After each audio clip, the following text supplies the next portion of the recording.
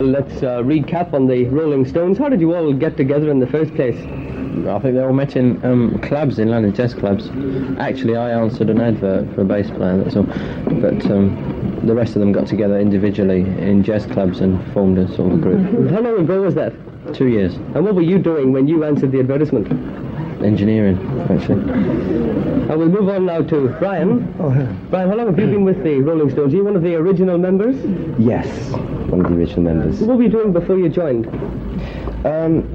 Well, just sort of boning around waiting for something to happen, really.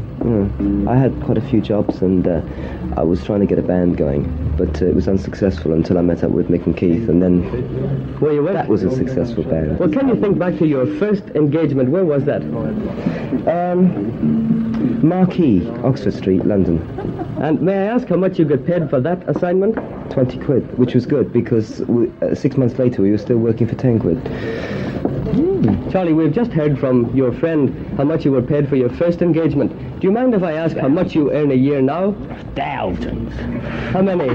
Hey? How many? I don't know. 200 or 300 a year, isn't it, Bill? What was it? Yeah, £5 a week. Yeah, £5 good. a week's Just about... turn on this Yeah, one. really. Let everyone see you. Yes, I don't know, quite honestly. Well, how about $1 million concern, must be. Sure it is. The fan adulation is something that interests me. Do you ever get fed up with this, Charlie? Would you like a big No. long break away from it? We just had one. Keith, it's obvious that you don't get your hair cut, but do you get it trimmed from time to time? Yes, I did it last night, yes. Last night? Certainly grown a lot since then. What sort of brand image do you feel your group presents to the average mums and dads of Britain? 57 varieties. Yeah. No, I don't know. Well, does this exercise you in any way? Are you interested in this type of thing? Not really, I'm not interested in images, no. Thanks. Now I'll have a word with Mick, the vocalist. One thing I'd like to ask you, Mick, this is your television appearances. We get correspondence in the papers here from time to time about miming. Our television columnists refer to it. How do you feel about miming? Do you think it's a bit of a cheat? I don't think it's a cheat because everybody knows you're miming. How do they know? Well, it's just accepted because there's very few live shows and all the shows are mimed, very few. Yeah, but don't you think that the large majority of people looking in don't know that? No, I think nearly the large majority of people do know that. Well, are you happy enough to mime, or would you prefer to be singing?